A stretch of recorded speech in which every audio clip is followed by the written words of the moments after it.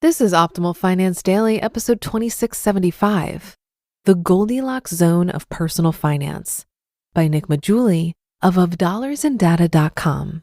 And I'm your host and personal finance enthusiast, Diana Merriam. Welcome back to Optimal Finance Daily, where every day I read the best personal finance blogs on the web, with permission from the authors, of course. So with that, let's get right to our next article as we optimize your life. The Goldilocks Zone of Personal Finance by Maggiulli of $dollarsandData.com. Being at the bottom sucks. I know the feeling. Growing up as a small kid with no athletic abilities, I got used to getting picked last or near last for any team sport. The experience was always stressful for me. As Robert Sapolsky explains in Why Zebras Don't Get Ulcers, quote, "For a subordinate animal, life is filled with a disproportionate share not only of physical stressors, but of psychological stressors as well. Lack of control, of predictability, of outlets for frustration." End quote. In the sports world, I was that subordinate animal. I didn't feel like I could control the outcome or get better, so I focused all of my efforts on improving in the classroom. And it worked. From elementary school onward, I was always near the top of my class academically. However, riding high in the world of academics has its own pressures. Anytime I had to prove myself to a new teacher or perform well on a standardized test, it was like being picked last for kickball all over again. Why did I experience moments of acute stress even when I was doing well? I recently found my answer in an experiment done by Jay Kaplan on stress and social hierarchies among monkeys. Like prior researchers, Kaplan demonstrated that those monkeys near the bottom of the social hierarchy experienced lots of stress and had worse health outcomes than those higher up. No surprises there. But Kaplan also found that under a particular set of circumstances, those at the top of the hierarchy also experienced profound stress. Sapolsky summarizes it well. Quote, "Suppose you keep the dominant system unstable by shifting the monkeys into new groups every month, so that all the animals are perpetually in the tense, uncertain stage of figuring out where they stand with respect to everyone else. Under those circumstances, it's generally the animals precariously holding on to their places at the top of the shifting dominance hierarchy who do the most fighting and show the most behavioral and hormonal indices of stress." End quote. Whether I was competing to stay at the top, academics, or feeling useless at the bottom, sports, stress followed. Personal finance isn't all that different. Those people near the bottom experience lots of chronic daily stress around money that impacts their whole lives. For example, the famed Whitehall study found that even when you control for smoking, level of exercise, and other factors, lower socioeconomic status is still associated with higher cardiovascular mortality. However, people near the top have their own set of money problems. Tyrone Ross highlighted some of these difficulties in a video he recently posted on Twitter. Quote, "And the same people that were born into wealth, born into privilege, they shouldn't be chastised either. Because guess what? Imagine being the son or daughter of someone who's a billionaire or worth $100 million, and you got that on your back. Listen, if I could trade it, I absolutely would. I would trade it for where I came from. But I don't think that there's nothing hard about that either. Trying to live up to mommy and daddy's standard when you don't want to go to Harvard?" End quote. As I've written before, there are hidden costs associated with being wealthy, such as figuring out who you can trust and dealing with the expectations of friends and family.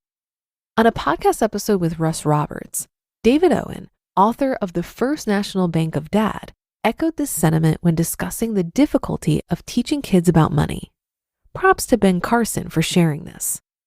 Quote, "I think it should be said that it's easiest to teach kids about money, obviously, when there's money in the family, but not when there's too much and not when there's too little. I think money is the hardest where money is very tight and in situations where money is essentially boundless. I think it's hardest for the poor and the rich to teach their kids about money. The first, because poverty is not much of a teacher. There's not much to learn. It's all necessity. And at the rich end, it's hard to create the kind of artificial scarcity that you need to make decisions seem as though they mean anything. It's easier in the middle." End quote. Owen's point goes beyond just teaching your children about money, though. It also applies to what level of wealth you should strive for, or what I call the Goldilocks zone of personal finance. Enough money to have comfort, security, and motivation, but not so much that you add guilt, stress, or existential longing. It's not too little and it's not too much. It's just right. My challenge to you is to find and stay in your Goldilocks zone. I can't define exactly how much that is, since it varies from person to person, but I would wager that the amount is less than you think. Why do I recommend this?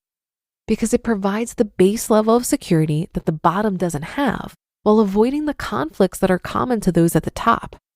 It's the best of both worlds, and a privilege that many of you will attain in your lifetime. The sad thing is that some of you are already in the Goldilocks zone, though you continue to crave more and don't realize it.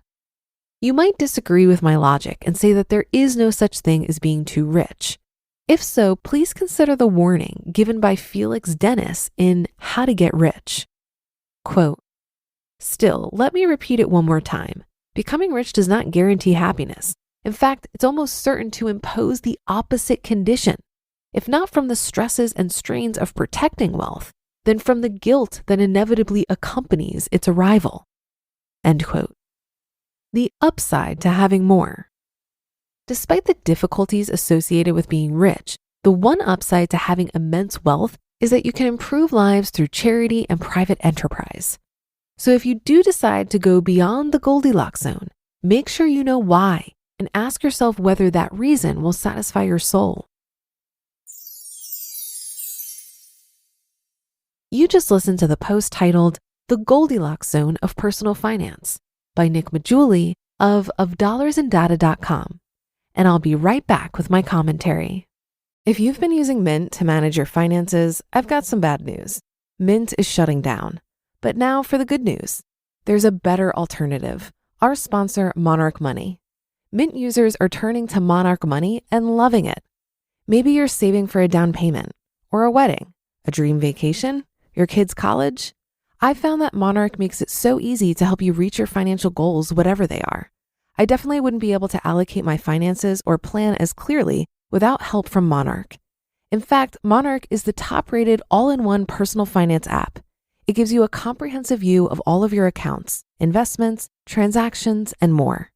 Create custom budgets, set goals, and collaborate with your partner. And now get an extended 30-day free trial when you go to monarchmoney.com/OFD. After trying out Monarch for myself, I understand why it's the top-rated personal finance app.